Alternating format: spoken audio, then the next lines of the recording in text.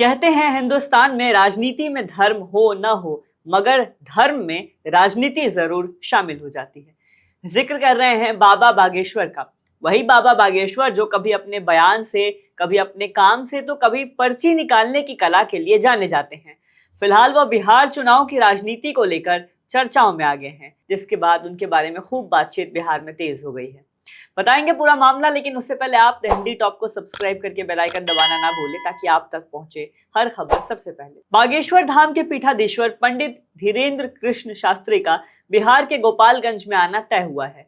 भोरे प्रखंड के रामनगर स्थित श्री राम जानकी मठ में 6 मार्च से श्री हनुमंत कथा का आयोजन किया जाना है। इसी बीच 9 मार्च को एक दिन धीरेन्द्र कृष्ण शास्त्री का बांका में एक कार्यक्रम है, लेकिन बिहार आने को लेकर धीरेन्द्र कृष्ण शास्त्री पे सियासत जोर से तेज हो गई है, शुरू हो गई है। आरजेडी के विधायक राकेश रोशन ने कहा कि इस साल बिहार में विधानसभा चुनाव होने हैं। उन्होंने कहा कि बिहार प्रधानमंत्री आ चुके हैं और भी बहुत सारे लोग आएंगे। बागेश्वर धाम के धीरेन्द्र कृष्ण शास्त्री आ रहे हैं। वो ध्रुवीकरण के लिए जाने जाते हैं और इसीलिए बिहार आ रहे हैं।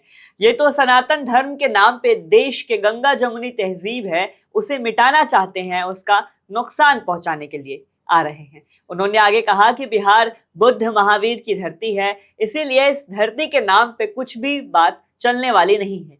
बिहार की जनता ने मन बना लिया है, इस बार तेजस्वी की सरकार होगी, ऐसा आरजेडी विधायक ने कहा।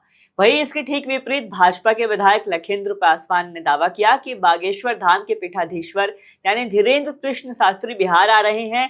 हम लोग उनके स्वागत को लेकर तैयार हैं। उनके आने से बहुत सारे लोग बौखला भी जाएंगे, लिहाजा उनका सीधा निशाना जो है विपक्ष की तरफ था। सनातन धर्म का प्रचार हो रहा है, ये तो अच्छी बात है, सब लोग खुश हैं, ऐसा भाजपा विधायक का कहना है। आपको बताते चले कि कथावाचक पंडित धीरेन्द्र कृष्ण शास्त्री 5 से 10 मार्च तक गोपालगंज में रहेंगे।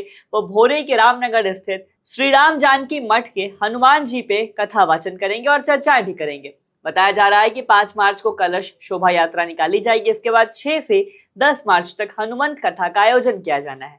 स्थानीय जानकार बता रहे हैं कि धीरेन्द्र कृष्ण शास्त्री दिव्य दरबार भी लगाएंगे और पर्चा भी निकालेंगे। वो अपने पर्चा निकालने के अंदाज से खासा प्रचलित हो गए हैं। लेकिन बिहार में धीरेन्द्र कृष्ण शास्त्री के आगमन का राजनीतिफिकेशन हो जाने से सियासत तेज हो गई है। बिहार में विपक्षी दलों का कहना है कि भाजपा फिर से हिंदू मुस्लिम की सियासत करके जनता को मोहने की, उनका ध्यान भटकाने की कोशिश कर रही है। जनता का ब्रेन वॉश किया जा रहा है। बिहार चुनाव से पहले सनातन का सहारा लेकर पंडित धीरेन्द्र कृष्ण शास्त्री द्वारा जनता को मोहने की कोशिश की जाएगी। जनता बताती है कि इससे पहले प्रधानमंत्री आए थे और भी लोग आएंगे, जैसे धीरेन्द्र कृष्ण शास्त्री आ रहे हैं। राजनीति के जानकारों का कहना है कि बिहार, यूपी जैसे प्रदेशों में जनता धर्म को इमोशन के तौर पे देखती है।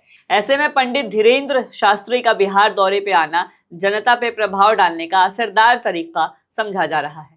जाहिर है कि पंडित धीरेन्द्र शास्त्री ने कई ऐसे बयान दिए हैं जो समुदाय विशेष को टारगेट करते रहे हैं। इसके अलावा अन्य मुद्दों पर भी पंडित धीरेन्द्र शास्त्री के बयान खूब सुर्खियों में रहे हैं। महाकुंभ को लेकर हालिया बयान में उन्होंने कह दिया था कि जो लोग गंगा किनारे मरे हैं, संगम किनारे मरे हैं, उन्हें मोक्ष मिलेगा। इस बयान पे उनकी जम के आलोचना हुई थी, जिसके बाद उनकी सफाई भी सामने आई। गौरतलब है कि हिंदुत्व की भावना से ओत प्रोत उनके प्रवचन में अक्सर कट्टरता भी नजर आती है। बिहार में उनके प्रवचन की तारीख सामने आने के बाद विपक्षी दल लगातार हमलावर दिखाई दे रहे हैं। विपक्षी दलों का कहना है यह ध्रुवीकरण की राजनीति है और यह भाजपा की सोची समझी चाल है, जिसके तहत बिहार में चुनाव को शक्ल देने की तैयारी की जा रही है, जिसे लेकर बिहार में सियासत तेज हो गई है और जिसके चुनावी मायने भी निकाल कर देखे जा रहे हैं। कार्यक्रम में प्रवचन, महायज्ञ और पर्ची भी निकाले जाने की बात सामने आ रही है, जिसके बाद पंडित धीरेन्द्र शास्त्री का कार्यक्रम जनता और सियासत दोनों की नजर में छाया हुआ है। फिलहाल इस खबर में इतना ही। मैं हूं आपके साथ प्रत्युष रौनक। कैमरे पे मेरा साथ दे रहे थे मेरे साथी शिव कुमार। ऐसी और खबरों के लिए सब्सक्राइब करें द हिंदी टॉप। हमें एक्स यानी ट्विटर, फेसबुक और इंस्टाग्राम पर भी फॉलो करें।